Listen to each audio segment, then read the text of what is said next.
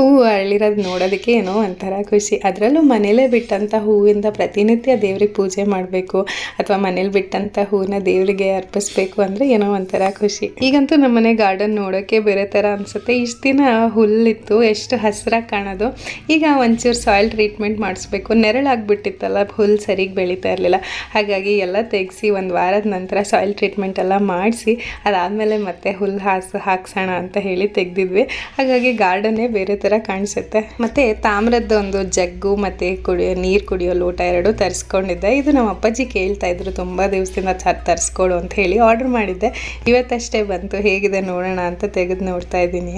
Copper glass ಅಥವಾ ಚೊಂಬು ಯಾವ ಥರಲ್ಲಾದರೂ ಸರಿ, ರಾತ್ರಿ ನೀರು ತುಂಬಿಸಿಟ್ಟು ಬೆಳಗ್ಗೆ ಎದ್ದು ಮೊದಲು ಅದೇ ನೀರು ಕುಡಿದ್ರೆ ತುಂಬ ಒಳ್ಳೆಯದು ಅಂತ ಹೇಳ್ತಾರೆ. ಮತ್ತು ನಮ್ಮ ಇಮ್ಯುನಿಟಿನ ಹೆಚ್ಚಿಸುತ್ತೆ, ಆ್ಯಂಟಿ ಏಜಿಂಗು, ಎಲ್ಲದಕ್ಕಿಂತ ಮುಖ್ಯವಾಗಿ ನಮ್ಮ ಡೈಜೆಸ್ಟಿವ್ ಹೆಲ್ತ್ಗೆ ತುಂಬ ಒಳ್ಳೆಯದು. ಮತ್ತಿದು ಯಾವುದು ಪ್ರಮೋಷನಲ್ ವಿಡಿಯೋ ಅಂತೂ ಅಲ್ಲ, ಅಪ್ಪಾಜಿ ಕೇಳ್ತಿದ್ರು ಅಂತ ಹೇಳಿ ತರಿಸ್ಕೊಂಡಿದ್ದಷ್ಟೇ.